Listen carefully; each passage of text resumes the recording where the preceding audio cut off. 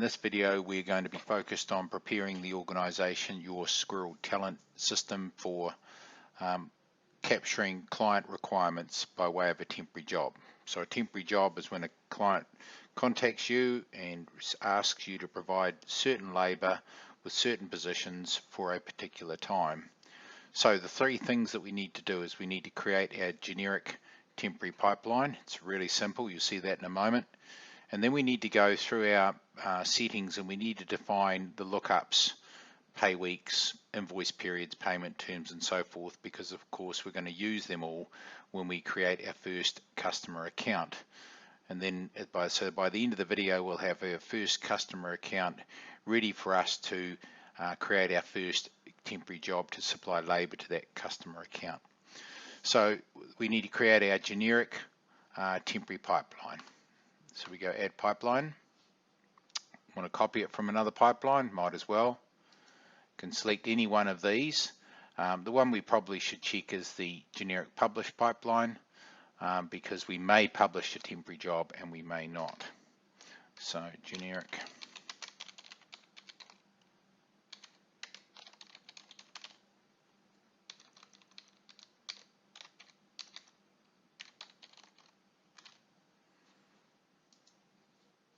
So now we have our generic temporary pipeline, and it's essentially all we need to do is make sure that when we accept a candidate or into a temporary job, that we convert them to an employee, because you might have candidates that you've taken through your generic onboarding pipeline. Maybe they haven't yet been fully inducted, but you do want to accept them into a temporary job and maybe manage the induction post that. You have the ability to do that, but when you accept a person or a candidate into a temporary unpublished pipeline, we will consider them an employee and we will convert them to an employee if they are not already. Normally you're going to have jobs for customers. They ring you, you are providing contractors to a particular requirement. You don't need to publish that on your jobs board because you are managing that from your internal resource. And typically, if you do want to have attract candidates to jobs that you may have in the future, then we use the concept of the expression of interest. And that is no different to our published pipeline that I introduced in the previous videos. It is simply a vacancy, but it's an expression of interest. So it's not for a particular job. It's more inviting candidates to express their interest for a particular role. And then, of course, by going through that process, we get them into a pipeline and potentially have them all pre-inducted for when we do then have a position we want to allocate them to in a temporary job. So that's all we need to do to generate our generic temporary pipeline job. So the next thing we need to do is create the lookups to support the processing of our contingent jobs. So the first thing we need to do is create our timesheet settings, and I've created these for us in advance. So essentially you will have a timesheet setting for a given award. So in this case we're going to be processing or providing nurses in our talent business. So we want to have a timesheet setting called Nurses Award, and we've captured that. It's really simple. We can get really quite sophisticated if we want to, but we'll keep it nice and simple. Nurses Award, running the nurses rule set.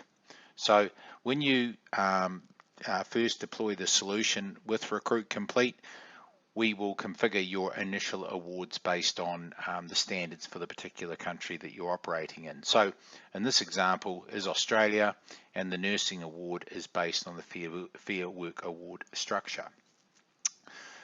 So the reason we're going to need that is because when we create our temporary job and we allocate positions to it, then the system will say, well, what awards cover these positions, and then we know how to calculate the true payroll and the true invoicing cost for that job, everything which will become clearer in the future as we move through this series of videos. The second thing we define is your public holiday groups. So you can see here that we've defined one for Queensland. You can have any number of different public holiday groups. So typically the province or state or the area that you live has specific public holidays where 99% are the same, but there's a unique day just for that area. But you capture it here. And you can see in this example that New Year's Day is set as the 2nd of January in 2023 because the public holiday is the Monday, it's not the Sunday. And we use this because you can imagine that in most awards people get paid differently if they are working on a public holiday, and we want to automate the payroll and the billing. Hence we need to know the public holiday groups. And you're going to see shortly that when we create our customer, we specify which public holiday groups are relevant for them. So you can have New South Wales public holiday group, Brisbane, Victoria, etc. You can also have your regional areas. There is no limitation. And you'll see shortly that you can have some customers which could have more than one public holiday group because they operate in more than one state. So that's the public holiday group. We also need as a minimum to define our process period groups. Now, process period groups are essentially pay frequencies. So if we look at this pay frequency, then any employees will be paid on a frequency of Monday to Sunday is the pay week, and it's paid out of the payroll on the Wednesday. Now, because you specify the cycle length and you specify the start date. So you can imagine if it was 14 days, starting on a Monday, then you would simply say 14 days here starting on the Monday. But you could have another cycle which is 7 days, which is not Monday to Sunday. Maybe it's Wednesday to Tuesday. All you need to do is decide the start date and the cycle length, and the system works it out based on the actual date of a given schedule. So that's the process period groups. So just reflecting, we need timesheet settings. This is the awards that are going to be processed for customers of your contingent labour business. Your public holiday groups, these are the public holiday groups that you want to be able to attach to your customers, and you need more public holiday groups if they operate in more than one public holiday region. Your process period groups are your pay frequencies, and you can have many pay frequencies. We're going to attach a pay frequency to a customer because some customers will want you to pay your contingent staff on the same frequency as they pay their permanent staff. This gives you the flexibility to be able to do that. So that is the concept of the payroll side of your contingent labour. That's the minimum that we need at this point in time. The second step that we need to go through is we need to set up some of your finance settings, and the two ones that are critical here are your invoice period groups. So what are your invoice frequencies? You may have some customers that you will invoice on a monthly basis. You'll have some customers on a weekly basis. And it works the same as your pay frequencies. What's the length of the cycle and what's the start date of the cycle? Those two attributes give you ultimate flexibility. Now, just to let you know that I know that months have 30 days and months have 28 days. When you're specifying your monthly cycle, always specify it's 31, and the system is clever enough to understand that a month is 30 days or a month is 28 days, and it will manage that nuance for you. So those are your invoice period groups, allowing you to invoice your customers with different cycles depending on the relationship that you have with them. Just as with invoice period groups, we need to define the payment terms, because when we generate the invoice for the labour that we provide, we want to generate on that invoice the date the invoice is due for payment. So I have two examples here. I've got a 7-day, which means that the due date for the invoice will be calculated as 7 days from the date of the invoice. I have this option here, which is based on a type specific day of the month following. In other words, on the 20th day of the month following the invoice will be the due date. So we've now created our payment terms, our invoice period groups, so we're ready to move to the invoice. We're ready to be invoicing. We have the minimum detail that we want. We also have a rates book. Now we can specify rates in here, or we can specify rates against the customer. I'm going to show you how we specify the rates against the customer. But you do have the ability to have default rates here, which mean that if you haven't specified rates at the customer level, it will use the default rates. These are rates for both payroll and charge. So now the final thing we need to do is create our lookups. And these are the lookups essentially for our customers. We'll talk about products in a subsequent video. This is where you can do manual invoicing and so forth. But we can come across here and we're going to define some account types. So for our customers, we want to be able to understand what type of customer they are, what industry they belong to, what customer categories they belong to, and where we source them from. So, somewhat down this course, you'll be introduced to the concept of margin reporting. So as a business, you'll be able to compare the margin across different industries, across different categories and sources. So they are ways of grouping your customers so that you can report on it at a later stage.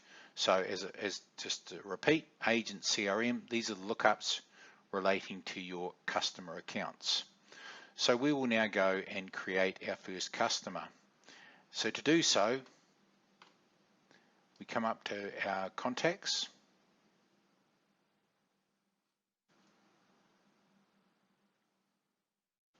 So our contact menu,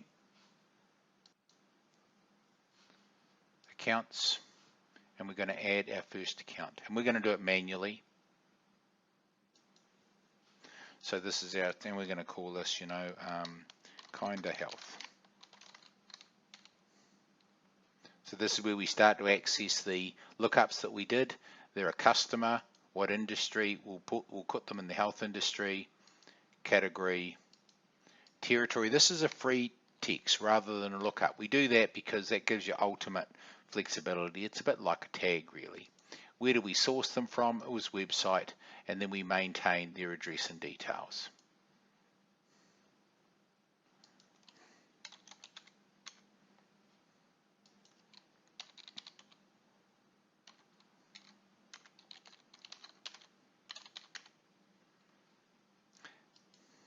ABN number, this is a good number to put on because you may want to reference that at a later date with your contracts and so forth. So we now have created our account.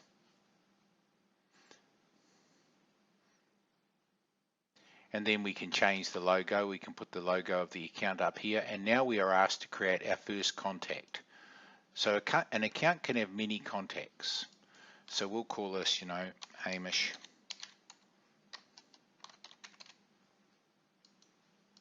He is the primary contact.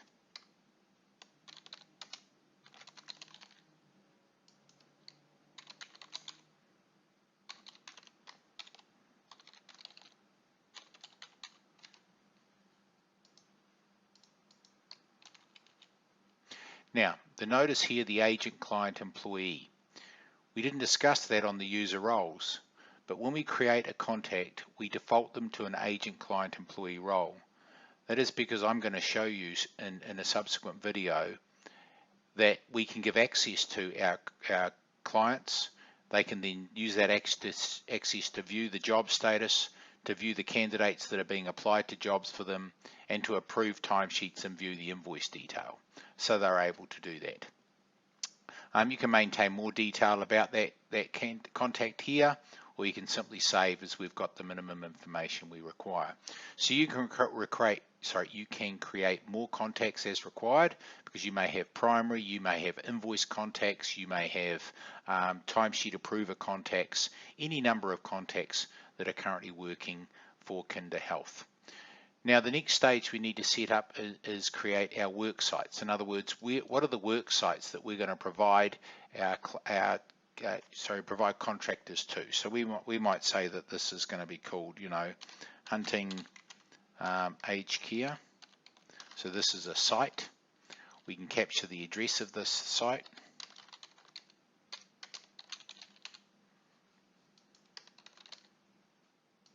Now the state is important because we're going to automatically calculate, if you're running through to recruit complete payroll, we're going to be able to automate the calculation of payroll tax, because payroll tax is specific to the state that the person's working in. We can also identify suburb and locality here, because later we might be searching for candidates who are living closest to the locality of the work site, because for each suburb that we've defined in the system, here is the Library of Australian Suburbs, we have stored the GPS longitude and latitude for doing that mapping. The second thing we want to do is we want to add some notes about the work site, because maybe when arriving for work on this site, there is a toolbox meeting on level 2. So we've now got our work site. The next thing we need to define is what award are we going to be providing our contractors to, and we're going to be doing it under the Nurses Award. So we can have many awards for the same customer. Finally then, the Nurses Award is what we're going to use for calculating payroll and charge amounts based on award interpretation. So you may have different variations of the awards. We will configure those for you. Now we're getting to the finance page of our customer, and this is where we bring together some of those lookups that we've created previously. So some customers may be GST exempt, maybe not, maybe payroll tax exempt, maybe not. So here the currency, we'll select AUD. I haven't discussed price list yet. That's another more configurable option that we can implement later. Is an order number required? Now this is important. I can say that an order number is required. That does not stop you creating a job for Kinder Health. It does not stop you allocating candidates and contractors to jobs for Kinder Health. But it does prevent you from submitting an invoice for Kinder Health until such time as the order number has been provided. So just bear that in mind.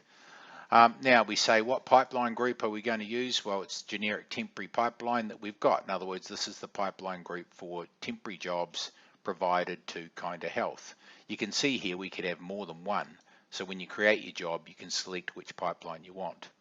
Here is our process week. So this is where, in other words, when we provide our contractors to Kinder Health, we're going to pay them on this pay frequency. You can have more than one pay frequency for a customer, and when you create the job, you decide which one it is, because maybe some customers have multiple pay frequencies. It is the same for our public holiday groups. This customer could operate in more than one state. This is the payment, this is the invoice period group, so we're going to say weekly. This is the payment terms that we are defining for this customer, so we're going to say 20th of the month following. And then finally we say, when we generate our invoices, what default status do we want to generate them for? Typically submitted is a good solution early in your implementation.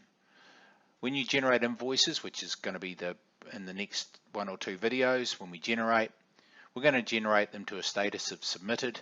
That gives us an opportunity to view the invoices just to make sure they're exactly what we want to be sent out, and then we approve them and send them to the customer. But you can change that later if you want to change that work profile. And then finally, you can define your rates for this particular customer. In other words, Kinder Health. And so let's go and define our rates now for this customer.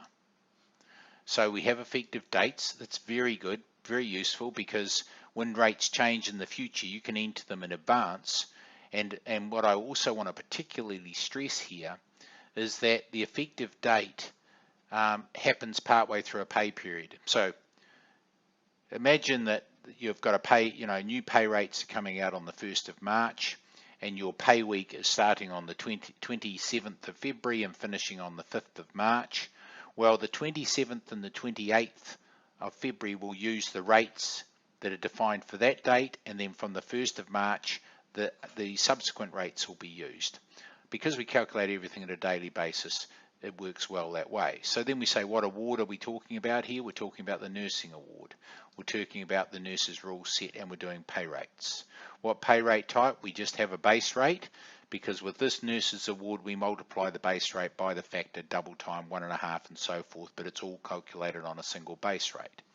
And then we say our position, and we're going to say, in other words, our enrolled nurse pay point 1, we're going to pay $32.45. So just to repeat, on the nurses award, employees employed in the position of enrolled nurse pay point 1 will be paid $32.45. Then we also want to specify our rate for the charge rate for that, because we're going to generate our invoices as well. So what is our charge rate for the base rate? Base and position, and therefore the amount, and we'll charge this at $46.75. So that's our charge rate for nurses award, and I'll set that date for the nurses award for an enrolled nurse pay point 1, $46.75. Now further to this, I'll just specify this here, but you don't need to, because typically we do it at a default level. But just showing you here, we have nurses award, and we say an OnCost rate, and we can collect our OnCost rate. And we'll say for payroll tax for this customer, it's going to be 0.0545. And then we can add our other rates, because we have payroll tax to charge. We're going to be charged payroll tax. We're going to pay that to the government. So we need to make sure that we're capturing that as an OnCost rate, so we can truly calculate our margin. So we'll put our super in here, and our super is 0.10%. So we'll save that. So now we've got our rates defined for this customer. So hopefully you understand that this means you can be operating many customers on the same award, but you may have negotiated different charge rates. You might all be on the same pay rate, but you may be creating different charge rates. If I could just spend another 30 seconds on this and explain this a little bit more detail. For a given customer, you can have a price book, so you can have different price books. You may have a situation where at the work site, for a given position in a given work site, that you're going to charge a different rate. You know, for example, here, let's just get this in here. So that means that if we are applying an enrolled nurse in the worksite hunting aged care, we could have a completely different amount. We can pay employees independently different amounts. So you've got a hierarchy of rates here to be truly flexible. So there we are now ready. We've gone through and created our various pay weeks, our public holiday cycles, our invoice groups, our payment terms. We've created our lookups so that we could define our customer, category and type. We've added our first primary contact. And then we've specified the work sites that we're going to be providing labour to. So there could be many work sites. Each work site can be in a different state, and we can automate the payroll tax. I know that I defined the payroll tax in my rates here, but I didn't need to. I could have left it blank, and it would just default dynamically according to the work site. Because when we are going to build our job, we're going to say providing enrolled nurses into a work site. So that's the concept of work sites. The awards. What awards are we using for delivering contractors to Kinder Health? So depending on the awards that you have against the customer will determine what positions you can allocate to the customer. And then the finance page is where we set it up, and it's interesting here, I didn't save it, so that wasn't very good. So let's go and do that now. So we said that an order number was required.